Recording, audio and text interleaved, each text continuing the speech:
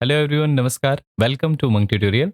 दोस्तों, आज से मध्यकालीन छत्तीसगढ़ के इतिहास की श्रृंखला प्रारंभ की जा रही है। इतना लंबा वेट कराने के लिए मैं आप सबसे क्षमा प्रार्थी हूँ। आज की इस श्रृंखला में हम बेसिकली समझेंगे मध्यकालीन इतिहास में हमको पढ़ना क्या है, कौन कौन से वंश हैं जिनके बारे में अध्ययन करना है, और साथ ही जानेंगे कलचुरी वंश का उत्पत्ति कैसे हुआ, इसका एक ब्रीफ इंट्रोडक्शन। तो चलिए सेशन की शुरुआत करते हैं। सबसे पहले जो देखेंगे हम लोग समझेंगे उसको समझते हैं। जो मध्यकालीन इतिहास है, मध्यकालीन इतिहास में चार वंश हम लोग जो पढ़ते हैं: कलचुरी वंश, नाग वंश, सोम वंश और काकतीय वंश। ठीक है, तो इन चारों वंशों के बारे में बेसिकली समझने का प्रयास करेंगे। ये मध्यकालीन इतिहास लगता छोटा है, ठीक है, लेकिन ये प्राचीन छत्तीसगढ़ के इतिहास से बड़ा इतिहास है। ठीक है, उससे लंबा मिलेगा क्योंकि साक्ष्य आपको ज्यादा मिलने प्रारंभ हो चुके हैं। लास्ट क्लास में हम लोगों ने बाण वंशीय शासक जो विक्रमादित्य जयमऊ हैं उसके बारे में अध्ययन किया था। अब बाण वंशीय शासक, ठीक है, लास्ट क्लास जिसमें पांडु वंश और बाण वंश का देखे थे। ठीक है, तो चलिए स्टार्ट करते हैं मध्यकालीन छत्तीसगढ़ का इतिहास। इसमें बेसिकली हमको जानना क्या है, तो चार वंशों के बारे में जानना है। कलचुरी वंश, ठीक है, इसका उत्पत्ति कैसे हुआ, इसका नामकरण कैसे कलचुरी पड़ा, इसका शासन क्षेत्र कहाँ था, इसके कौन कौन से शासक थे, क्या साक्ष्य मिले, हर एक चीज जो एग्जाम पॉइंट ऑफ व्यू से इंपॉर्टेंट है, सारी चीजें डिस्कस करेंगे। उसके बाद आता है हमारा जो नागवंश है। ठीक है, नागवंश के बाद सोमवंश, सोमवंश के बाद काकतीय वंश। ये कलचुरी वंश छत्तीसगढ़ में दो अलग अलग शाखाओं में मिलता है। एक शाखा है रतनपुर शाखा और दूसरी शाखा है आपकी रायपुर शाखा। क्लियर है? सेम अगर उसी को देखें नागवंश का, तो नागवंश भी छत्तीसगढ़ में दो शाखाओं में प्राप्त होता है। एक है आपका फड़ी नागवंश जो कवर्धा वाले क्षेत्र में था, और दूसरा है आपका छिंदक नागवंश जो चक्रकोट, बेसिकली बस्तर में एक चक्रकोट मंदोता वाला जो जगह है, वहां छिंदक नागवंशीय शासकों का शासक था, जिसमें आपके राजा हरिश्चंद्र का उल्लेख मिलता है। ठीक है, राजकुमारी चमेली का, आगे धीरे धीरे सारी चीजें हम लोग देखते जाएंगे। ठीक है, उसके बाद अगर आपको याद होगा तो जब मैं पांडुवंश पढ़ा रहा था तो वहां पे पांडुवंश या सोमवंश करके बताया था, और वहां दो पांडुवंश का उल्लेख किया था, मैकल के पांडु और सिरपुर के पांडु। जबकि मैं दो सोमवंश जो बचे थे उसको बोला था मध्यकालीन में पढ़ेंगे। और वो दो कौन कौन से थे? तो एक था आपका क्या, कांकेर के सोमवंश, और दूसरा उड़ीसा के सोमवंश। ठीक है, ये दोनों सोमवंश बचे हुए थे जो हम लोग मध्यकालीन छत्तीसगढ़ के इतिहास में अध्ययन करेंगे। लास्ट आता है काकतीय वंश। याद रखिएगा, ये काकतीय वंश छिंदक नागवंशीय शासक हरिश्चंद्र को हराकर ये अन्नम देव जो है यहाँ काकतीय वंश की स्थापना करते हैं। दंतेश्वरी मंदिर जो है दंतेवाड़ा में, ये सारी चीजें हम लोग समझेंगे। इसी काकतीय वंश में हम लोग फिर देखते हैं क्या, जनजातीय विद्रोह जैसे हल्बा विद्रोह, मेरिया विद्रोह, मुड़िया विद्रोह, और बहुत सारे जो विद्रोह होते हैं वहां से एग्जाम में क्वेश्चन बनते हैं। तो ये सारा चीज धीरे धीरे धीरे धीरे मध्यकालीन छत्तीसगढ़ के इतिहास में समझने का प्रयास करेंगे। क्लियर है? चलिए, तो ये मध्यकालीन छत्तीसगढ़ के इतिहास में जो सबसे पहले हम लोग समझते हैं कौन सा वंश है, हमारा कलचुरी वंश। ठीक है, तो कलचुरी वंश और बाकी जितने वंश है उसको हम लोग मैप में थोड़ा समझ लेते हैं, कहाँ कहाँ उनकी स्थिति थी, कौन कौन से जगह पे वो वंश राज करते थे। अगर ऑलरेडी ऐसे ही देखा जाए तो देखिए यहाँ पे मैं स्टार करते जाता हूँ। ये वाला जो क्षेत्र है यहाँ पे रतनपुर शाखा है, ये रतनपुर शाखा है कलचुरियों की। और यहाँ पे आपकी कौन सी शाखा मिलेगी? रायपुर शाखा। ठीक है, दो अलग अलग शाखा, शिवनाथ नदी के ऊपर 18गढ़, शिवनाथ नदी के नीचे 18गढ़। इसके अलावा नागवंश में आपको एक मिलता है फड़ी नागवंश, जो आपको मिलेगा कहाँ? कवर्धा में। कवर्धा में फड़ी नागवंश रहेगा। और साथ ही आपका जो छिंदक नागवंश है वो याद रखिएगा आपके चक्रकोट साइड मिलेगा। ये है आपका चक्रकोट, यहाँ चक्रकोट लगा लेते हैं। उसके बाद उड़ीसा के जो सोमवंश हैं ये सिरपुर के पास मिलेंगे, यहाँ पे आपका सोमवंश रहेगा। और इस साइड रहेगा कांकेर के सोमवंश। ठीक है, यहां रहेंगे कांकेर के सोमवंश। और लास्ट जो बचा आपका क्या, काकतीय वंश। तो याद रखिएगा काकतीय वंश जो है तेलंगाना साइड से इधर दक्षिण से आएंगे, और चक्रकोट के जो शासक हैं उनको हरा देंगे, इनको पराजित करेंगे, और बस्तर में, बस्तर साइड आपका क्या डालेंगे, काकतीय वंश की नींव रखेंगे। क्लियर है? तो इस प्रकार से ये जो राजवंश है मध्यकालीन इतिहास में इस प्रकार से फैले मिलेंगे आपको। चलिए एक एक को स्टार्ट करते हैं। सबसे पहले समझते हैं मैप में।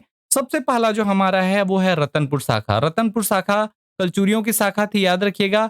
इनका जो शासन काल है छत्तीसगढ़ में मैं बात करूं तो 1000 से लेके 1750 ईस्वी तक है। और एग्जैक्ट देखा जाए तो 1000 से लेके 1741 रतनपुर शाखा का एग्जैक्ट अगर देखा जाए आपका स्वतंत्र कलचुरी शासन। इसके बाद 1757 तक मिलता है आपको शासन, लेकिन वो मराठाधीन शासन मिलेगा। ठीक है, हर एक चीज को डिटेल में जाएंगे, अभी बस समझिए कि कहाँ कहाँ लोकेशन हम लोग जिसके बारे में अध्ययन करेंगे। रतनपुर के कलचुरी के अलावा कवर्धा वाले क्षेत्र में आपको क्या मिलता है? तो कवर्धा वाले क्षेत्र में आपको मिलता है फड़ी नागवंश। ठीक है, फड़ी नागवंश कवर्धा वाले क्षेत्र में इनका जो शासनकाल था वो 11वीं से लेके 14वीं शताब्दी था। ठीक है, इसको अगर लें तो 10वीं से कितना 18वीं शताब्दी हम लोग बोल सकते हैं, और ये 11वीं से लेके 14वीं शताब्दी। क्लियर है? कवर्धा के फड़ी नागवंश के बाद अगला जो हमारा मिलता है वो है कांकेर के सोमवंश। ठीक है, कांकेर वाले क्षेत्र में क्या मिलेगा? कांकेर के सोमवंश। इनका जो शासन काल था वो था, याद रखिएगा, 12वीं से लेके 14वीं शताब्दी। कांकेर के सोमवंश, कांकेर वाले क्षेत्र में काकरे अभी कहा जाता था। ठीक है, तो उस वाले क्षेत्र में जो सोमवंशीय शासक शासन करते थे वो कांकेर के सोमवंश कहलाते थे। क्लियर है? कांकेर के बाद बस्तर वाले क्षेत्र में चक्रकोट एक आता है। चक्रकोट में आपको कौन सा मिलेगा? चक्रकोट या भ्रमरकोट कहा जाता है। वहां पे आपको मिलता है छिंदक नागवंश का शासन। ठीक है, छिंदक नागवंशी जो शासक थे उनका शासन काल था, एग्जैक्ट याद रखिएगा, ये डेट एग्जैक्ट मिल जाता है 1023 ईस्वी से 1324 ईस्वी। और इसी 1324 ईस्वी में हरिश्चंद्र का युद्ध होता है किनसे? अन्नम देव से। अन्नम देव युद्ध में विजयी हो जाते हैं, हरिश्चंद्र हार जाते हैं, जो राजकुमारी चमेली देवी हैं वो हार जाती हैं। और उसके बाद ही बस्तर वाले क्षेत्र में किस वंश की स्थापना होती है? तो याद रखिएगा, इसी बस्तर में चक्रकोट के बाद आपके बस्तर क्षेत्र में काकतीय वंश की स्थापना होती है 1324 से लेके स्वतंत्रता तक। वास्तव में जो काकतीय वंश है ये आज भी बस्तर वाले क्षेत्र में जो बस्तर के राजा हैं, जगदलपुर के राजा हैं, वही काकतीय वंश के क्या हैं? शासक हैं। उनका वंशावली देखेंगे, कैसा कैसे कालक्रम रहा, वो सारी चीजें समझेंगे। तो ये एक ओवरव्यू था। इसके हिसाब से हम लोग ये समझ गए कि हमको पढ़ना क्या है। कुल मिलाकर हमारे शासन क्षेत्र कुछ इस प्रकार थे। यहाँ पे था रतनपुर के कलचुरी, यहाँ कवर्धा में फड़ी नागवंश, इधर सोमवंश वाले शासकों का, इधर ये वाला जो बस्तर वाला क्षेत्र है यहाँ काकतीय, उससे पहले छिंदक नागवंश है। और यहाँ आप ध्यान से देखेंगे ये स्टार जो है यहाँ पे है सोमवंश। ये कौन से सोमवंश है? तो याद रखिएगा ये उड़ीसा के सोमवंश है। आप बोलेंगे इसको मैं मेंशन क्यों नहीं किया हूं? रीजन इसलिए क्योंकि ये छत्तीसगढ़ का हिस्सा नहीं है। हाँ, लेकिन इसको पढ़ेंगे, इस परिप्रेक्ष्य से पढ़ेंगे क्योंकि ये छत्तीसगढ़ के इतिहास में इनका भी एक स्थान, अपना स्थान है। ठीक है, जैसे रतनपुर के कलचुरियों के स्थान पर ये कुछ समय के लिए तुम्बाड़ में आक्रमण करके ये सोमवंशीय शासक शासन करेंगे, तो उनका नाम बीच बीच में आएगा, तो उसको मैं इसलिए अलग से बता दूंगा। ठीक है, बेसिकली हमको क्या क्या पढ़ना है? तो कलचुरी वंश पढ़ना है जिसमें रतनपुर शाखा और रायपुर शाखा, नागवंश पढ़ना है जिसमें फड़ी नागवंश और छिंदक नागवंश, सोमवंश उड़ीसा के सोमवंश और कांकेर के सोमवंश, और काकतीय वंश जो आपका अंतिम रहेगा। ठीक है, काकतीय वंश याद रखिएगा, इसमें ध्यान से देखेंगे तो 1324 से लेकर 1947, तो ये वास्तव में काकतीय वंश जो है मध्यकालीन के साथ साथ आधुनिक इतिहास का भी हिस्सा होता है। दोनों में इसको पढ़ा जाता है, मध्यकालीन और आधुनिक में दोनों में किसको पढ़ा जाता है? तो काकतीय वंश को पढ़ा जाता है। क्लियर है? अब सबसे पहले स्टार्ट करते हैं हमारे मुख्य वंश कलचुरी वंश का। ठीक है, कलचुरी वंश का अगर हम लोग शासन काल देखें, कलचुरी वंश में बात कर रहा हूं पूरे भारत भर का ना। ठीक है, ऑल ओवर इंडिया में जो कलचुरी वंश की स्थापना हुई वहां से हम लोग स्टार्ट करते हैं। इस वंश की नींव कैसे पड़ी, कैसे इसकी स्थापना हुई, सारी कहानियां हम लोग कहानियों के माध्यम से समझेंगे, ताकि आपको चीजें ज्यादा समय के लिए याद रहे, रटना ना पड़े। देखिए, इनका जो शासन अवधि है पूरे भारत भर में अगर देखा जाए तो 550 ईस्वी से लेकर 1750 ईस्वी के बीच में इनका शासनकाल मिलता है। ठीक है, लगभग कितने सौ साल? तो 1200 साल ये भारत में शासन करते हैं, अलग अलग क्षेत्रों में, एक ही जगह पे नहीं है, अलग अलग क्षेत्रों में लगभग 1200 साल ये शासन करते हैं। वहीं अगर छत्तीसगढ़ में देखा जाए तो 1000 से लेके 1750 तक मिलता है। 1000 से कितना तक? 1750, मतलब 750 साल तो सिर्फ और सिर्फ छत्तीसगढ़ में शासन करते हैं। इसलिए कलचुरी वंश जो है छत्तीसगढ़ में शासन करने वाला, सबसे लंबे समय तक शासन करने वाला वंश है। कौन सा वंश? कलचुरी वंश। इसलिए यहां से बहुत ज्यादा क्वेश्चन बनते हैं, इसलिए इसको बहुत डिटेल में पढ़ेंगे। क्लियर है?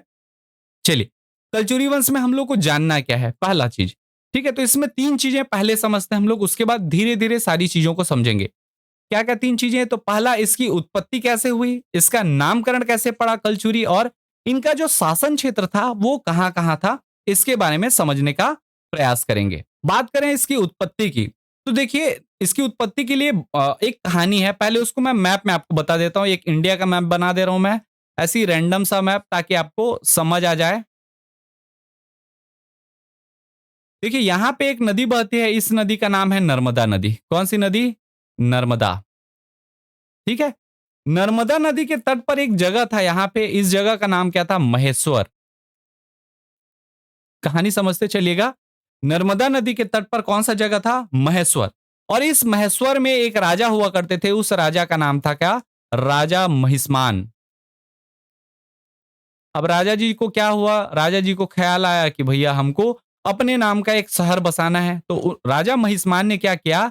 माहिष्मती शहर की या माहिष्मती नगर की स्थापना की। ये माहिष्मती आपको सुना सुना नाम लगेगा, बाहुबली का जो मूवी है माहिष्मती साम्राज्य वाला। ठीक है, तो ये महेश्वर नामक स्थान के राजा थे कौन? महिष्मान। इन्होंने अपने नाम से एक नगर बसाया, उस नगर का नाम क्या था? माहिष्मती। ठीक है, और इस माहेश्मती नगर के जो वंश थे वो बाद में क्या कहलाए? माहेश्मती वंश।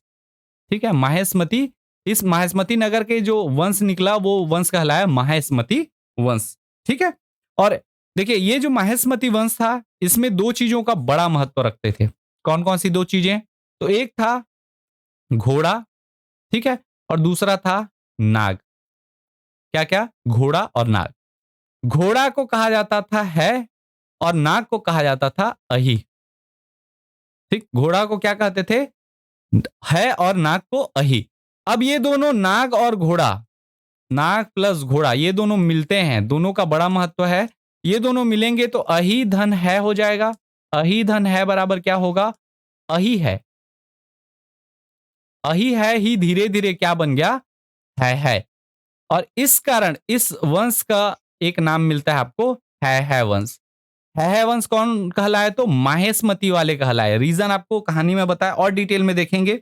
ठीक है, अब ये जो है वंश वाले थे ये अपने आप को चंद्रवंशी मानते थे। क्या मानते थे? चंद्रवंशीय। ठीक है, चंद्रवंशी थे। जैसे सूर्यवंशी कौन थे? भगवान राम थे सूर्यवंशी। ठीक है, सूर्यवंश उनका वो था। वैसे चंद्रवंशी कौन थे? तो माहेश्मती वंश वाले अपने आप को चंद्रवंशी मानते थे। अब ये जो चंद्रवंशी क्षत्रिय थे ये अपनी उत्पत्ति कहां से मानते थे? तो याद रखिएगा, सहस्त्र बाहु से मानते थे। किससे? सहस्त्र बाहु। सहस्त्र मतलब होता है 1000। ठीक है, और बाहु मतलब होता है हाथ। जिसके 1000 हाथ थे उसको कहा जाता था सहस्त्र बाहु। ठीक है, ये योद्धा थे, सहस्त्र बाहु कहा जाता है। मान्यता है कि इन्होंने रावण को युद्ध में हरा दिया था। रावण, ठीक है, वही रावण है आपके जो रामायण वाले, उनको युद्ध में हरा दिया था। ठीक, तो इस प्रकार के महाबली शासक थे कौन? सहस्त्रबाहु। और ये जो जितने आपके कलचुरी शासक हैं ये अपने आदि पुरुष या अपने पूर्वज या अपने मूल पुरुष या अपनी उत्पत्ति किससे मानते हैं? तो सहस्त्रबाहु से मानते हैं। क्लियर है? ये सहस्त्रबाहु का उल्लेख धार्मिक ग्रंथों में भी मिलता है। तो आशा है कि ये कहानी आपको उत्पत्ति की कहानी समझ आ गई होगी। अब इसको थोड़ा सा स्लाइड से हम लोग समझ लेते हैं। नर्मदा नदी के तट पर महेश्वर नामक स्थान पर राजा महिष्मान का क्या था? शासन था। ये हमारे राजा महिष्मान है। ठीक है, राजा महिष्मान ने जिस वंश की स्थापना की उसे माहिष्मती वंश कहा गया। ठीक है, कौन सा वंश कहा गया? माहिष्मती वंश।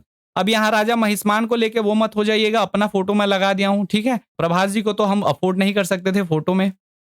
इनका जो देखिए, इनके माहिष्मती वंश में मैं पहले आपको बताया, इस वंश में नाग और घोड़ी का विशेष महत्व था। आप ध्यान से देखेंगे तो यहां भी घोड़ा दिखेगा, यहां भी दिखेगा, इनके कवच में भी दिखेगा, बहुत सारी चीजें। यहां भी देखते हैं तो ये सिंबल है। माहेश्मती वंश का जो सिंबल था उसमें नाग और घोड़ी दोनों का विशेष महत्व था। ठीक है, तो यहां पे हम दो चीजें ले लेते हैं, नाग और क्या? घोड़ी। नाग को क्या कहा जाता था? तो याद रखिएगा अहि कहा जाता था, और घोड़ी को है। अब इन दोनों को मिलाएंगे तो क्या होगा? अहि धन है बराबर क्या होगा? है। यही अहि है क्या बन गया? है बन गया, और इसी वंश के कारण इसको है वंश कहा गया। माहेश्मती वंश को ही क्या, तो किस वंश के नाम से जाना जाना लगा? है वंश। यहां तक स्टोरी क्लियर है? अब देखिए इसकी उत्पत्ति का जो मेन साक्ष्य मिलता है वो ये अपनी उत्पत्ति कहां से मानते हैं? तो है वंश के जो शासक थे अपने आप को चंद्रवंशी क्षत्रिय मानते थे, और अपनी उत्पत्ति या अपना पूर्वज या अपने आराध्य देव सहस्त्र अर्जुन को मानते थे। अभी सहस्त्र अर्जुन कुछ इस प्रकार से दिखाई देते थे। सहस्त्र बाहु भी कहा जाता था, वो आगे मैं आपको बताऊंगा। इनके सहस्त्र अर्थात 1000 हाथ या बाहु होने के कारण इन्हें सहस्त्र बाहु अर्जुन भी कहा जाता था, और यहीं से सहस्त्र बाहु अर्जुन या सहस्त्रार्जुन कहा जाता है। ठीक है, धार्मिक ग्रंथों में इनका उल्लेख सहस्त्र बाहु के रूप में भी मिलता है, जिन्होंने रावण को बंदी बना लिया था। उनके कहा जाता है इस प्रकार से, आप पिक्चर देख सकते हैं, उनका दोनों के मध्य क्या हुआ था? युद्ध हुआ था, जिसमें रावण को उन्होंने परास्त कर दिया था, उनको बंदी बना लिया था। ठीक है, तो ये आपके है वंशीय के शासक या कलचुरी शासक अपने आप को इसी सहस्त्रार्जुन से की उत्पत्ति मानते हैं, ठीक है। उनके पूर्वज कौन है वो मानते हैं तो सहस्त्रार्जुन है। क्लियर है? ये बात हो गई आपकी उत्पत्ति की। अब समझते हैं इनके नामकरण का स्टोरी। देखिए, इनका जो नामकरण है वो अलग-अलग अभिलेखों में अलग-अलग नाम प्राप्त होते हैं। बहुत सारे नाम मिलेंगे आपको, एक नाम नहीं, इनके बहुतों नाम मिलेंगे। जैसे कलचूरी, कलतसूरी, कालासुरी, कटकचूरी, सहस्त्रार्जुन, चैटूय, चेद नरेश, कालचूर्य, इसके अलावा कर, चुली और लास्ट है आपका है वंशी। ठीक है? इसी है वंशी को आपको याद होगा बाबू रेवाराम, एक नाम आपको मिलता है बाबू रेवाराम, पूछा भी जाता है, जिन्होंने एक पुस्तक लिखा था त्वारिखे है वंशी। ठीक है? फिर बताऊंगा मैं, ये डेटा अभी बता दे रहा हूं। त्वारिखे है वंशी, बेसिकली ये है वंशी कौन थे तो कलचूरी थे। तो कलचूरियों के इतिहास पर लिखा गया है, किसके द्वारा तो बाबू रेवाराम के द्वारा। बाबू रेवाराम, ये एग्जाम में पूछ लिया जाता है। तो ये यही बता दे रहा हूँ, आगे मैं डिटेल में और जाऊंगा तब और अच्छे से बताऊंगा सारी चीजों को। ठीक है? तो इनके क्या क्या नाम मिलते हैं। पहला नाम आपका हो गया कलचूरी, कलतसूरी, कालासुरी, कटकचूरी, सहस्त्रार्जुन, चैटूय, चेदनरेश, कालचूर्य, करचुली और है वंशी। ठीक है? अब देखिए इनके नामकरण का हम लोग मान्यता देख लेते हैं। तो सबसे पहले इनके नामकरण की मान्यता क्या है। मान्यता है कि इस वंश के लोग बड़ी बड़ी मूछें रखते थे तथा अपने साथ एक छुरी, चाकू टाइप का जो बड़ा रहता है वो उसको छुरी बोलते हैं, ठीक है, तो उसको रखते थे। क्या क्या, बड़ी बड़ी मूछें और एक छुरी। अब ध्यान से देखिएगा, काली मूछें हैं और छुरी पकड़ा हुआ है आदमी। ठीक है, तो ये काली मूछें और छुरी रखने के कारण ये काल छुरी कहलाए। ठीक है, काली छुरी या काल छुरी। ठीक है, और यही काल छुरी धीरे से अपभ्रंश होकर कलचूरी बन गया। तो एक नाम यहां से मिलता है कलचूरी कैसे बना। ठीक, इसके अलावा जो कलचूरी है वो तुर्की भाषा का शब्द कुलचूर से बना है। कौन सा शब्द, कुलचूर। तुर्की भाषा का एक शब्द है कुलचूर। और इस कुलचूर शब्द का अर्थ क्या होता है तो याद रखिएगा, इसका अर्थ होता है उच्च उपाधि युक्त। कुलचूर शब्द का अर्थ क्या होता है, उच्च उपाधि युक्त। ठीक, तो कलचुरी तुर्की भाषा के शब्द कुलचूर से आया है, जिसका अर्थ होता है उच्च उपाधि युक्त। यानी कि कलचुरी वो अपने आप को क्या करते थे, कलचुरी कहलाने का रीजन क्या था कि वो अपने आप को स्वयं को उच्च उपाधि युक्त मानते थे, इस कारण वो कलचुरी कहलाते थे। ठीक है, तो दूसरा हमको नामकरण का कारण मिल गया, ये पहला कारण हो गया। अगला कारण देखते हैं। इनके द्वारा एक संवत प्रारंभ किया गया था, जिसको हम लोग बोलते हैं त्रिकुटक संवत। ठीक है, जो त्रिकुटक संवत था वो 248 ईस्वी से स्टार्ट होता था। कब से, 248 ईस्वी, 248 ईस्वी से स्टार्ट होने वाला या प्रारंभ होने वाला त्रिकुटक संवत ये लोग चलाते थे। और इस त्रिकुटक संवत को कलचुरी संवत कहते थे। ठीक है, तो जो कलचुरी संवत का यूज करते थे वो सब क्या कहलाए, कलचुरी कहलाए। नामकरण का तीसरा तथ्य, इनके द्वारा 248 ईस्वी में प्रारंभ होने वाला त्रिकुटक संवत की शुरुआत की गई, जिसे कलचुरी संवत भी कहा गया। और जो व्यक्ति, जो शासक कलचुरी संवत का यूज करते थे या प्रयोग करते थे वो क्या कहलाए, कलचुरी कहलाए। ये नामकरण का तीसरा आपका कारण हो गया। ठीक है, तो कलचुरी संवत का प्रयोग करने के कारण इन्हें कलचुरी कहा जाने लगा। ये नामकरण के अलग अलग आपको कारण मिलते हैं, कैसे इनका नामकरण कलचुरी पड़ा। क्लियर है, आशा है ये सारी चीजें आपको समझ आ गई होंगी। एक कारण है कि ये काली मूछें रखते थे और छुरी पकड़ते थे, इसलिए कलछुरी हो गए।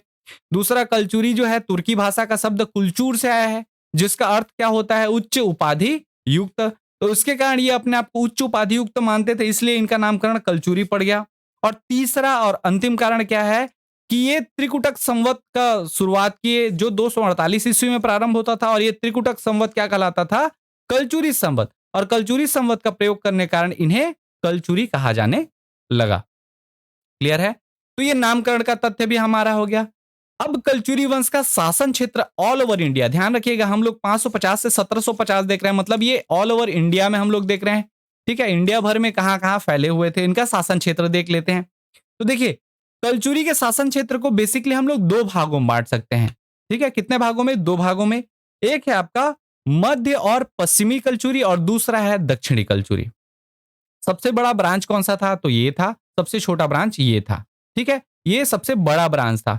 इस ब्रांच की बहुत शाखाएं मिलेंगी। मध्य और पश्चिम कलचुरी की लगभग 7 शाखाएं मिलेंगी। कितनी? 7 शाखाएं। कौन कौन से 7 शाखाएं भाई? सबसे पहले मध्य और पश्चिमी कलचुरी में आता है प्रयाग के कलचुरी, दूसरा है काशी के कलचुरी, तीसरा माहिष्मती के कलचुरी, चौथा कालिंजर के कलचुरी, पांचवां बुंदेलखंड की कलचुरी, छठवां त्रिपुरी के कलचुरी और सातवां और अंतिम था दक्षिण कोसल के कलचुरी। अब चूंकि हम लोग छत्तीसगढ़ वाले हैं तो हम लोग ये कलचुरी को ज्यादा फोकस करेंगे और कुछ मात्रा में त्रिपुरी के कलचुरी को भी समझने का प्रयास करेंगे। पूरे कलचुरी वंश को हमको नहीं समझना है, लेकिन जहां समझने योग्य है मैं वो सारा चीज कवर कराऊंगा। अगर बात करें दक्षिणी कलचुरी की, तो इसकी एक शाखा मिलती है कर्नाटक की कलचुरी। क्लियर है? इस प्रकार से कलचुरी वंश का शासन क्षेत्र फैला हुआ था। अब चूंकि हमको दक्षिण कोसल में हम लोग रहते हैं, छत्तीसगढ़ में रहते हैं, तो इस कलचुरी की हम लोग अगर शाखा देखें, बेसिकली दो शाखाएं बटी हुई थी, एक रायपुर के कलचुरी और एक रतनपुर के कलचुरी। लेकिन राजधानी जो थी वो कुल 5 मिलती है। कैसे 5 मिलती है? तो सबसे पहली राजधानी कलचुरियों ने किसको बनाई, ये सीधा सीधा पूछ लिया जाता है। कौन सी जगह थी? तुम्माड़। ठीक है। तुम्माड़ के बाद राजधानी कहां लेके चले गए? तो तुम्माड़ के बाद राजधानी रत्नदेव ने रतनपुर को बनाया। ठीक है। तो दक्षिण कोसल की राजधानी जो थी वो कहां बन गई? रतनपुर। रतनपुर के बाद अगली राजधानी बहारेंद्र शाह ने छुरी कोसगई को बनाया। ठीक। इसके अलावा रायपुर की जो लहुरी शाखा थी, रायपुर की लहुरी शाखा के शासक सबसे पहली राजधानी बनाते हैं खल्लारी को, उसके बाद राजधानी बनाते हैं रायपुर को।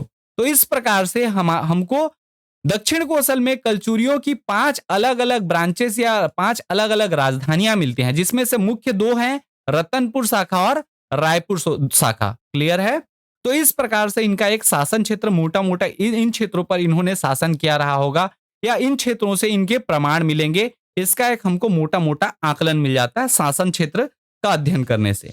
देखिए, अब इसको थोड़ा सा मैप में चले जाते हैं हम लोग। मैप में भी हम लोग देखेंगे तो 2 भागों में देखेंगे। एक रहेगा जो प्राचीन कलचुरी क्षेत्र है और दूसरा रहेगा जो बाद के कलचुरी हैं। ठीक है। तो पहला देखते हैं हम लोग प्राचीन कलचुरी क्षेत्र या अर्ली कलचुरीज। अर्ली कलचुरीज में आपको मैं स्टोरी बताया था माहेश्मती का। ठीक है। इसके अलावा उज्जैनी, खेड़ा, नासिक, इन सब में क्या था? आपका कलचुरियों का शासन क्षेत्र था। याद रखिएगा, जो माहेश्मती है ये सबसे पहले आपकी राजधानी नहीं थी। ये माहेश्मती महेश्वर पहले थी, और महेश्वर से भी पहले याद रखिएगा एक जगह था वर्तमान बघेलखंड में। ठीक है। उस जगह का नाम था उच्चहरा।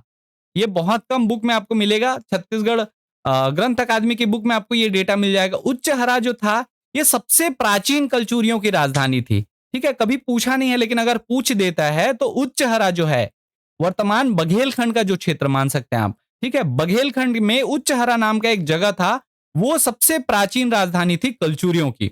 कभी नहीं पूछा, लेकिन अगर डिटेल में पूछता है तो उच्चहरा जगह का नाम क्या है? उच्चहरा, जो वर्तमान बघेलखंड वाला क्षेत्र है, ये कलचुरियों की सबसे प्राचीन राजधानी हुआ करती थी। धीरे धीरे राजधानी परिवर्तन हुआ, उसके बाद माहेश्मती, उज्जैनी, त्रिपुरी, आपका कालिंजर, बहुत सारे जगह होते चले गए। ठीक है। इसके बाद मैप में दूसरा आता है कौन सा? आपका लेटर कलचुरी, अर्थात बाद के जो कलचुरी, जिसमें आपको त्रिपुरी मिलेगा और यहां पे आपको मिलेगा रतनपुर, इधर मिलेगा रायपुर शाखा। ठीक है। इधर भी आपके कलचुरियों का फैलाव हो गया। इसके अलावा कालिंजर मिलेगा। ठीक है। उज्जैनी रहेगा, कान्यकुब्ज रहेगा, कटक रहेगा। कटक तक भी आपके गांगेदेव का अभियान जो था उसको विफल करके कटक की ओर भी आक्रमण कर दिया जाता है। तो इस प्रकार से कलचुरियों का साम्राज्य फैला हुआ था ऑल ओवर इंडिया। अभी हम लोग नेशनल लेवल पे देख रहे हैं। अब समझते हैं कलचुरी वंश का एक ओवरव्यू जो हम लोगों ने अभी तक पढ़ा। इनका शासनकाल कब से कब तक था? तो 550 ईस्वी से लेकर 1750 ईस्वी, ऑल ओवर इंडिया। ठीक है। कलचुरी वंश के आदि पुरुष किसको कहा जाता है? तो याद रखिएगा, कलचुरी वंश के आदि पुरुष कृष्णराज को कहा जाता है। ठीक है। तो इस कलचुरी वंश का शासन क्षेत्र कहां था? क्षेत्रवार नाम देखें तो कलचुरी, कलतसुरी, कालासुरी, कटकचुरी, सहस्त्रार्जुन, चैटूय, चेद नरेश, कालचूर्य, करचुली और हैहवंशी। ठीक है। इस वंश के आदि पुरुष, मूल पुरुष किसको मानते थे? तो उसके लिए भी मैं आपको थोड़ा सा स्टोरी बता देता हूं। डिटेल में हम लोग इसको भी जाएंगे। एक व्यक्ति मिलते हैं आपको, कृष्णराज। ये जो कृष्णराज हैं, ये कलचुरी वंश के संस्थापक माने जाते हैं। ठीक है। आदि पुरुष माने जाते हैं। बेसिकली इनका जो शासनकाल था वो 550 से लेके 575 ईस्वी था। 25 वर्ष का शासनकाल रहा। इनको आदि पुरुष या मूल पुरुष कहते हैं। और इनकी जो राजधानी थी वो याद रखिएगा उच्चहरा। उच्चहरा थी प्राचीन राजधानी। ठीक है। इनके बाद कृष्णराज के बाद एक इनके पुत्र आते हैं शंकरगढ़ प्रथम। शंकरगढ़ कौन? प्रथम। जो शंकरगढ़ प्रथम है, ये इनके पुत्र थे। इनका जो शासन अवधि था 575 से लेके 600 ईस्वी तक था। ये भी 25 साल शासन करते हैं। ठीक है। इसके बाद आते हैं इनके पुत्र कौन? बुद्धराज। ये तीनों नाम इंपॉर्टेंट है, याद रखिएगा। बुद्धराज, इनका जो शासन काल था वो 600 से लेके 620 ईस्वी तक था। ईस्वी या फिर एडी आप बोल सकते हैं इंग्लिश मीडियम वाले। ठीक है। तो बुद्धराज के शासन काल में 620 ईस्वी में क्या हुआ? चालुक्य वंश के शासकों ने यहां आक्रमण कर दिया कलचुरियों के ऊपर। कौन से वंश के? चालुक्य वंश वाले। इन दोनों के बीच में युद्ध हुआ, बुद्धराज वर्सेस चालुक्य वंश के शासक। युद्ध में चालुक्य वंश के शासक जीत गए और बुद्धराज की हार हो गई, ये हार गए। ठीक है। ये हार गए तो इसके बाद से लगभग 175 वर्ष तक, पौने 200 वर्ष या 175 वर्ष तक कलचुरी वंश के बारे में कोई उल्लेख नहीं मिलता। शासन प्रशासन या इनके कोई साक्ष्य आपको नहीं मिलते, कोई प्रमाण नहीं मिलता। क्लियर है? चलिए, तो कलचुरी वंश के आदि पुरुष किसको कहा जाएगा? तो याद रखिएगा कृष्णराज। कृष्णराज वो पहले व्यक्ति हैं जिन्होंने 550 से लेके 575 ईस्वी तक शासन किया उच्चहरा में। ठीक है। जो कलचुरी हैं उनमें एक शाखा मिलती है त्रिपुरी के कलचुरी। तो त्रिपुरी के कलचुरी वंश के संस्थापक कौन है? तो वाम राजदेव। अभी स्टोरी भी बताऊंगा, इनका स्टोरी कैसा चलता है, मैं वो चीजें भी आपको सामने बताते चलूंगा। पहले ये फैक्ट आप लोग देख लीजिए कि त्रिपुरी के कलचुरी वंश के संस्थापक कौन है? तो वाम राजदेव हैं। इसके बाद इसी वाम राजदेव के पुत्र का नाम होता है कोकल प्रथम। ठीक है, वाम राजदेव के पुत्र। तो त्रिपुरी शहर को, त्रिपुरी नगर को बसाने का श्रेय किनको जाता है? वाम राजदेव को जाता है। और इस नगर को राजधानी बनाने का श्रेय, अर्थात त्रिपुरी को स्थायी राजधानी बनाने का श्रेय जो है वाम राजदेव के पुत्र कोकल प्रथम को जाता है। ठीक है। त्रिपुरी को, नगर को बसाया किसने? वाम राजदेव ने। ठीक है। लेकिन राजधानी नहीं बनाया, इसको द्वितीय राजधानी बनाया था, सेकंड राजधानी। मुख्य राजधानी नहीं था, स्थायी राजधानी नहीं था। स्थायी राजधानी किसने बनाया? तो इनके पुत्र कोकल प्रथम ने इनको स्थायी राजधानी बनाया। क्लियर है? इसके अलावा जो छत्तीसगढ़ वाला क्षेत्र है, इसमें कलचुरी वंश की नींव किसने रखी? तो याद रखिएगा कोकल प्रथम के पुत्र होते हैं, इनके पुत्र का नाम है शंकरगढ़ द्वितीय मुग्धतुंग। ठीक है। शंकरगढ़ द्वितीय मुग्धतुंग ये क्या करते हैं? छत्तीसगढ़ में पाली के बाण वंशीय शासक विक्रमादित्य जयमऊ के ऊपर आक्रमण कर देते हैं पाली कटघोरा वाले क्षेत्र में, और उनको हरा देते हैं, उनको परास्त कर देते हैं। और उसके बाद कलचुरी वंश की नींव रखते हैं। कब? तो 900 ईस्वी में। ये कहानी है कब की? 900 ईस्वी की। ठीक है।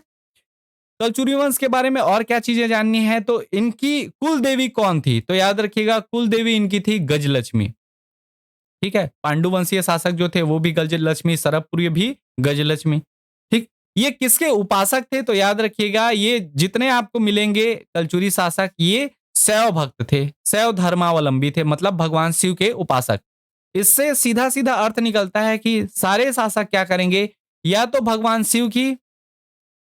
शिव की जो पत्नी है माता पार्वती या दुर्गा जी की, इनकी उपासना करेंगे।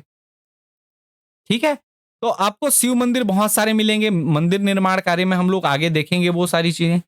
इनकी जो राजकीय भाषा थी, राजकाज की भाषा थी, वो याद रखिएगा संस्कृत थी। कलचुरी वंश के शासक कौन सी भाषा का प्रयोग करते थे? संस्कृत। बाद में जब मराठे आएंगे तो मराठी, मोड़ी, अलग अलग भाषाएं आएंगी, लेकिन पहली जो कलचुरी वंश की जो सबसे लंबे समय तक शासन करते हैं, उनकी राजकीय भाषा क्या हुआ करती थी? तो संस्कृत हुआ करती थी। क्लियर है? अब इस जितना चीज आपको मैं बताया, आदि पुरुष कौन है उसको मैं फिर एक बार रिपीट कर दे रहा हूं। आदि पुरुष कृष्णराज। कलचुरी वंश के संस्थापक याद रखिएगा उस शासक को कहा जाता है जिन्होंने साम्राज्य का विस्तार किया रहता है।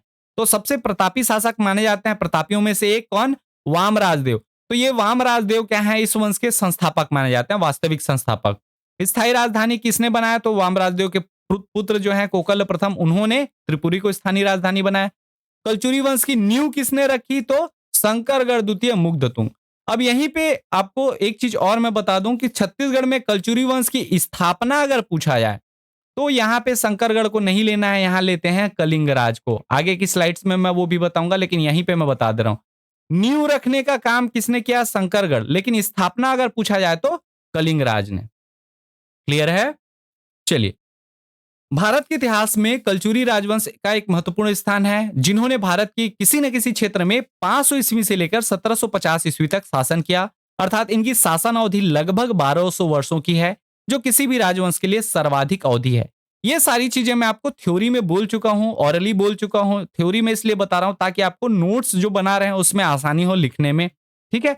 राजा कोकल्य के ताम्रपत्र से ज्ञात होता है कि कलचुरी को ही हैह वंशी के नाम से जाना जाता है। दक्षिण कोसल के अभिलेखों से इस वंश के राजाओं ने अपने को चंद्रवंशीय माना है तथा सहस्त्रार्जुन की संतान बतलाया है, जो सारी चीजें मैं आपको पहले बता चुका हूं। अब स्टोरी समझते हैं। सबसे पहले शासक आते हैं हमारे कृष्णराज प्रथम, जो मैं आपको पहले बताया। कृष्णराज प्रथम का शासनकाल क्या था? तो 550 ईस्वी से लेके 575 ईस्वी। ये याद रखिएगा, कलचुरी वंश के आदि पुरुष या मूल पुरुष के रूप में जाने जाते हैं। ठीक है। कलचुरी वंश के आदि पुरुष या मूल पुरुष कौन है? तो कृष्णराज प्रथम है। इनकी राजधानी कहां हुआ करती थी? तो इनकी राजधानी उच्चहरा हुआ करती थी। यहां लिख दे रहा हूं मैं, उच्चहरा इसकी इनकी राजधानी हुआ करती थी, जो वर्तमान बघेलखंड वाले क्षेत्र में है। ठीक है। इनके बाद शासक बनते हैं इनके जो पुत्र हैं शंकरगढ़ प्रथम। इनका शासनकाल भी 25 वर्ष को रहता है, 575 ईस्वी से लेकर 600 ईस्वी के बीच। शंकरगढ़ प्रथम के बाद शासक बनते हैं इनके पुत्र कौन? बुद्धराज प्रथम, जिनका शासनकाल 600 से लेकर 620 ईस्वी, लगभग 20 साल का रहता है। ठीक है। अब ये जो बुद्धराज प्रथम है, ये उच्चहरा से राजधानी परिवर्तित करके कहां पहुंच चुके रहते हैं? महेश्वर। आपको याद होगा, स्टोरी बताया महेश्वर।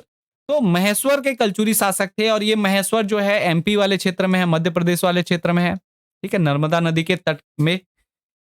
अब 620 ईस्वी में क्या हुआ था? तो आपको स्टोरी अगर याद होगी, अभी थोड़ी देर पहले बताया, 620 ईस्वी में चालुक्य वंश के शासकों ने आक्रमण कर दिया किनके ऊपर? बुद्धराज जी के ऊपर, जिसमें बुद्धराज प्रथम की हार हुई। इसके पश्चात लगभग 175 वर्षों के इतिहास की जानकारी हमको प्राप्त नहीं होती। ध्यान रखिएगा, कोई साक्ष्य नहीं मिलते, जिसके कारण इसे कलचुरी वंश का प्रथम अंधकार काल कहा जाता है, फर्स्ट डार्क एज। ठीक है, जिसमें कोई साक्ष्य नहीं मिलते। डार्क एरा बोल सकते हैं, डार्क एज बोल सकते हैं इनके हिस्ट्री का। ठीक है। छत्तीसगढ़ के इतिहास का नहीं बोल रहा हूं, ये कलचुरी वंश के इतिहास का पूरा अंधकार काल है। इसमें कुछ भी साक्ष्य नहीं मिलते। अब इस अंधकारमय काल के बीच में ही एक साक्ष्य हमको मिलता है, किनका?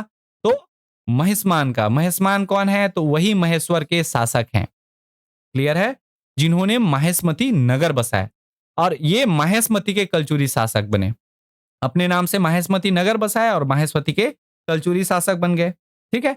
अब ये जो कहानी आपको मैं बताया, इसी को थ्योरी फॉर्म में मैं बता रहा हूं। ठीक है, स्लाइड जो है उसको मैं थोड़ा सा थ्योरी फॉर्म में भी बता दे रहा हूं।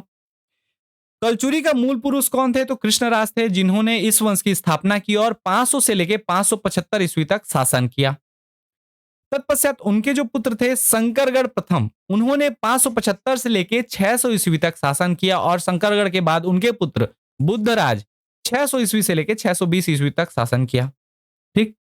किंतु 620 ईस्वी से लगभग पौने 200 वर्षों तक कलचुरियों की स्थिति अज्ञात सी है। रीजन क्या है? तो चालुक्य वंशीय शासकों का आक्रमण, चालुक्य आक्रमण, ये रीजन था, और उसके कारण बुद्धराज हार गए थे। तो यहां से लगभग एक पौने 200 वर्षों, या फिर हम लोग बोल सकते हैं 175 वर्षों का इतिहास हमको प्राप्त नहीं होता। ठीक है। इसके बाद जब इतिहास मिलता है तो किनका मिलता है? राजा महिष्मान का। राजा महिष्मान ने नर्मदा नदी के किनारे माहेश्मती नगर बसाया, और उस समय माहेश्मती हैह वंशियों की राजधानी थी। बाद में ये राजधानी वामराज देव ने त्रिपुरी की ओर ले गए। ठीक है, कालिंजर को राजधानी बनाएंगे। उसके बाद उनके जो पुत्र हैं कोकल प्रथम, वो त्रिपुरी ले आएंगे। ठीक है, तो इस प्रकार से ये त्रिपुरी कहलाया। अब महिष्मान के बाद अगले जो हमारे इंपॉर्टेंट स्टोरी है, यहां से स्टोरी भूलना नहीं है। अगला हमारा कैरेक्टर आता है वामराज देव। ये वामराज देव वही हैं जो कलचुरी वंश के संस्थापक माने जाते हैं। ठीक है, ये वामराज देव याद रखिएगा, जब इनका इतिहास मिलता है तो सबसे पहली घटना क्या होती है? कलचुरियों का अस्तित्व नहीं है। ठीक है, एक माहेश्मती में बैठे हुए हैं कलचुरी, आपके महिष्मान, राजा महिष्मान। उसके बाद शासक आपके कौन बने हैं? तो वामराज देव। ये वामराज देव क्या करते हैं? सबसे पहले जाते हैं कालिंजर को जीतने। ठीक है, तो इन्होंने कालिंजर को जीता और अपनी राजधानी बना दी। अब वामराज देव की राजधानी कहां है? तो कालिंजर। कालिंजर याद रखिएगा उत्तर प्रदेश में है।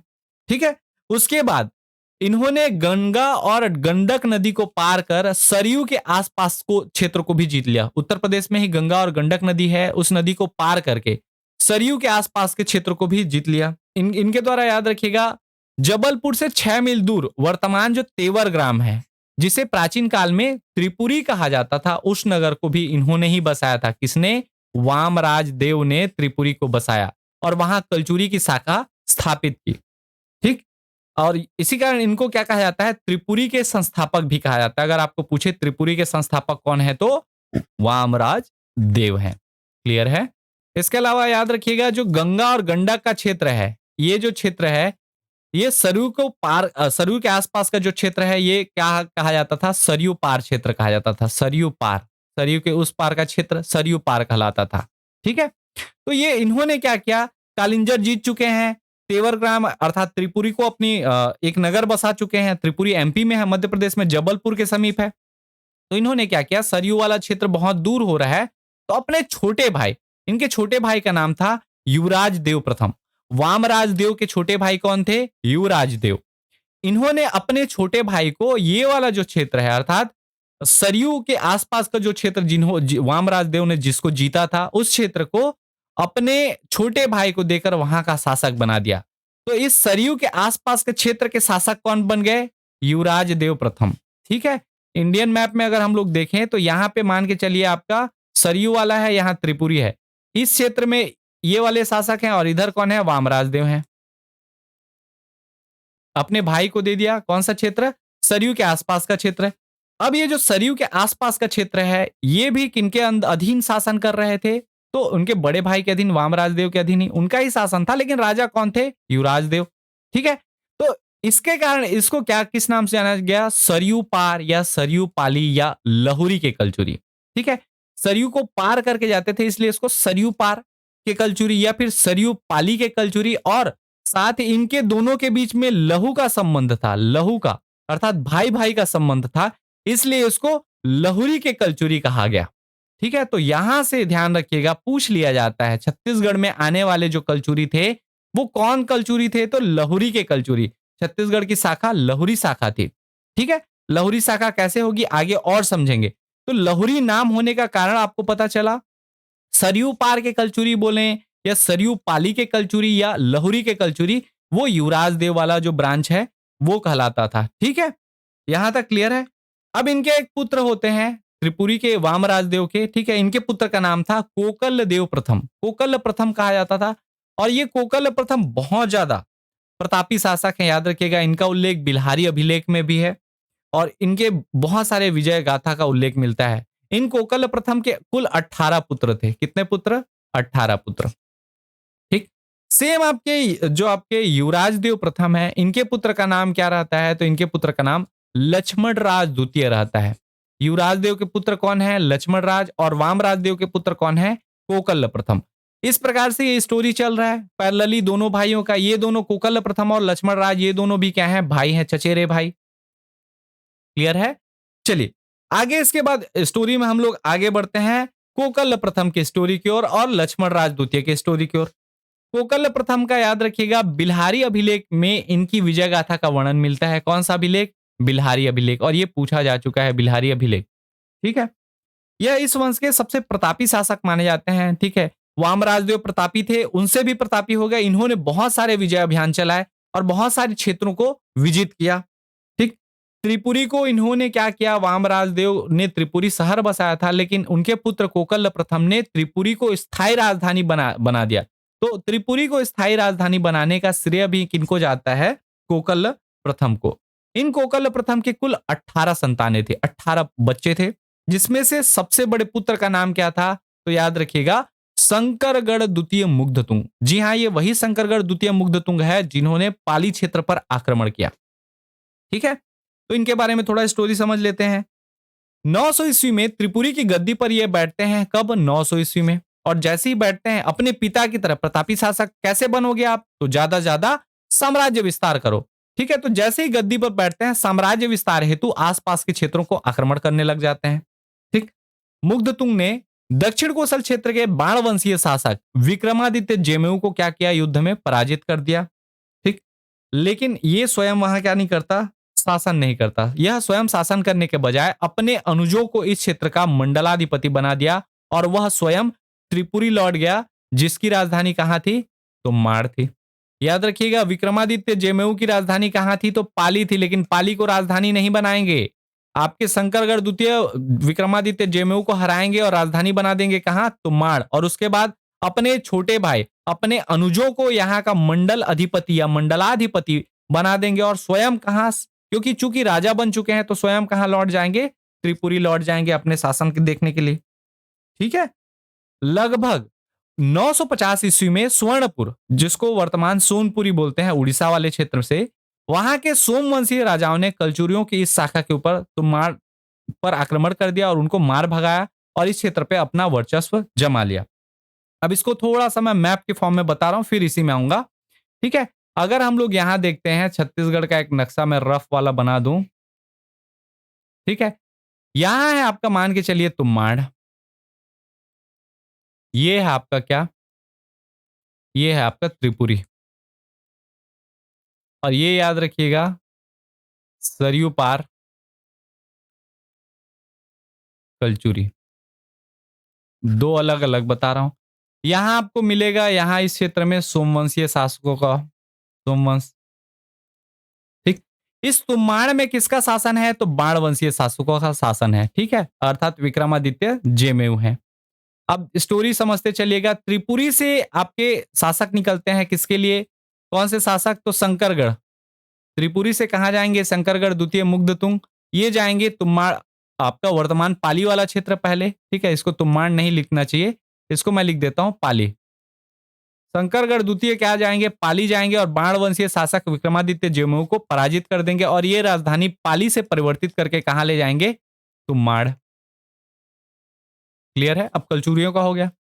अब इसके बाद इसी समय लगभग 950 ईस्वी में, कब? 950 ईस्वी में, 900 में ये आक्रमण हुआ था शंकरगढ़ का।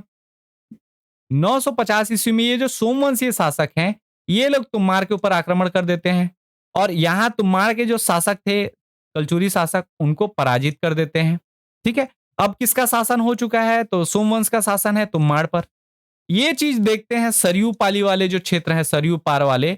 यहां आपको याद होगा, एक शासक अभी मैं आपको बताया था, लक्ष्मण राज। जो लक्ष्मण राज हैं वो कौन है? तो वो युवराज देव प्रथम के पुत्र हैं। लक्ष्मण राज प्रथम के पुत्र का नाम है कोकल द्वितीय और उनके पुत्र हैं कलिंगराज। तो यहाँ पे कलिंगराज हैं, कलिंगराज सबसे छोटे पुत्र होते हैं। इनको कहा जाता है कि अरे, अगर आपको अपने त्रिपुरी शाखा वाले भाइयों का मदद करना है तो एक काम करो, यहाँ वाला जो तुम्बाड़ वाला क्षेत्र है इसको विजित कर लो। ठीक है। और कलिंग जो राज हैं वो यहाँ से सरयू पार वाले क्षेत्र से आते हैं तुम्बाड़ पर आक्रमण करने और यहाँ सोमवंशी जो शासक रहते हैं इनको हरा देते हैं और तुम्बाड़ पर कलचुरी वंश की स्थापना करते हैं। नींव नहीं रखेंगे, ये अब स्थापना ही कर देंगे और आके ये शासन करेंगे, ये यहीं रहेंगे। तो ये कलिंग राज यहां से आएंगे और स्थापना करेंगे। ये स्टोरी है। ठीक है। अब इसमें देखिए, जो आपको तुम्बाड़ से मार भगाया और इस क्षेत्र पर अपना वर्चस्व किसने जमा लिया? सोमवंशीय राजाओं ने। ठीक है, यहां तक कहानी क्लियर है। अब इस लक्ष्मण राज के पुत्र कौन होते हैं? तो इनके पुत्र होते हैं कोकल द्वितीय। कोकल द्वितीय के पुत्र कौन होते हैं? तो कलिंगराज होते हैं। ये वही कलिंगराज हैं, याद रखिएगा। कहां से कलिंगराज आ गए बोल के आप ना बोले, इसलिए मैं बता रहा हूं। ये सरयू पार वाला है, येलो कलर हाईलाइटेड में जो है। ठीक है। लक्ष्मण राज किनके पुत्र थे? तो याद रखिएगा, युवराज देव के पुत्र थे। इनके पिता युवराज देव। युवराज देव कौन है? तो वामराज देव के भाई हैं। ठीक है। इस टाइप का ये स्टोरी चल ही रहा है पैरेलली। यहां तक क्लियर हुआ? अब देखिए, इसमें कुछ चीजें हम लोग अगर देखें तो कलचुरी वंश की इन्होंने क्या रखी है? नींव रखी थी। आप ध्यान देंगे तो शंकरगढ़ द्वितीय ने कलचुरी वंश की नींव रखी थी। नींव रखने का काम किसने किया? शंकरगढ़ द्वितीय मुग्धतुंग। अब आते हैं कोकल द्वितीय के पुत्र कलिंगराज, जो सरयू पार या फिर लहुरी शाखा के हैं। ठीक है। लगभग 995 ईस्वी में सरयू पार या सरयू पाली या लहुरी शाखा के कलचुरी शासक, ये को हटा दीजिएगा, लहुरी शाखा के कलचुरी शासक कोकल द्वितीय के सबसे छोटे पुत्र कलिंगराज ने स्वर्णपुर या सोनपुरी उड़ीसा के सोमवंशीय राजाओं को तुम्बाड़ से मार भगाया और इस क्षेत्र पर अपना अधिकार कर लिया। जो ये वाले यहाँ पे 950 में ये अधिकार करने आए हुए थे, उसको 995 में लगभग 45 वर्षों में उनको वहां से खदेड़ दिया गया। किसके द्वारा? कलिंगराज के द्वारा। ठीक है। और इसके बाद देखिए, कोई भी क्षेत्र अगर राजा जीतता है, मान लो 995 में जीता। ऐसा तो नहीं है कि राजा का महल तुरंत बन जाएगा, लगभग 5 साल लगे होंगे बिल्डिंग विल्डिंग बनने में। ठीक है, जीता कब है तो 995 में।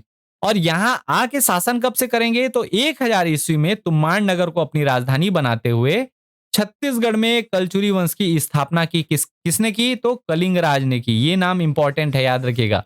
कलिंग राज का नाम पेपर में बहुतों बार पूछा जाता है। छत्तीसगढ़ में कलचुरी वंश के संस्थापक कौन है तो कलिंग राज है, ना कि शंकरगढ़ द्वितीय। शंकरगढ़ द्वितीय ने कलचुरी वंश की नींव जरूर रखी है, लेकिन यहाँ के कलचुरी वंश के संस्थापक या कलचुरी वंश की स्थापनाकर्ता कौन है तो कलिंग राज है। कलिंग कौन से वंश से है तो ये लहुरी शाखा से है, इसलिए पूछा जाता है छत्तीसगढ़ में आने वाले कलचुरी कौन सी शाखा से थे तो लहुरी शाखा। लहुरी शाखा कौन सी है तो सरयू पार या सरयू पाली वाले जो कलचुरी हैं वो लहुरी शाखा के कलचुरी कहलाते थे। अब इन्होंने अपनी राजधानी कहाँ को बनाई, तुम्बाड़ को। तो यहां से कलचुरी वंश की या छत्तीसगढ़ की सबसे पहली राजधानी कौन सी बनती है तो तुम्बाड़ बनती है। और जैसे ही आएंगे राजधानी बनाएंगे, हर जगह याद रखिएगा, जैसे त्रिपुरी राजधानी बनाए वामराज देव तो वहां पे एक मंदिर है त्रिपुरेश्वर महादेव, कहां पे त्रिपुरी में। ठीक है, वैसे यहाँ पे अलग अलग आपको क्या मिलेंगे मंदिर बनाएंगे। ये मंदिर के शिव मंदिर का ही साक्ष्य मिलेगा। अगर शिव मंदिर नहीं बनाते हैं तो माता दुर्गा का मंदिर बनाएंगे, जैसे महिषासुर मर्दिनी मंदिर मिलेगा। ठीक है, अलग अलग मंदिर आपको मिलेगा, वो डिटेल में हम लोग आगे और देखेंगे तब मैं जाऊंगा। अभी ये ओवरऑल हमको पता चल गया कि कलिंग राज का छत्तीसगढ़ पर आगमन हो चुका है। यहाँ उन्होंने कलचुरी वंश की नींव रख दी है। हम लोग पहुंच चुके हैं 1000 ईस्वी में। अब जानते हैं छत्तीसगढ़ में कलचुरी वंश। तो छत्तीसगढ़ में कलचुरी वंश के देखिए शासनकाल कब से कब तक था तो छत्तीसगढ़ में शासनकाल 1000 ईस्वी से लेकर 1741 ईस्वी तक मिलता है। कब से कब तक 1000 से लेकर 1741 ईस्वी। नामकरण की बात करें तो नामकरण वही आपको मिलता है। यहाँ भी कलचुरी, कलतसुरी, कालासुरी, कटकचुरी, सहस्त्रार्जुन, चैटुय, चेद नरेश, कालचूर्य, करचुली और हैहवंशी। ये नाम मेरे ख्याल से बहुत बार हर जगह मैं यूज कर रहा हूं ताकि आपको नाम रटा जाए।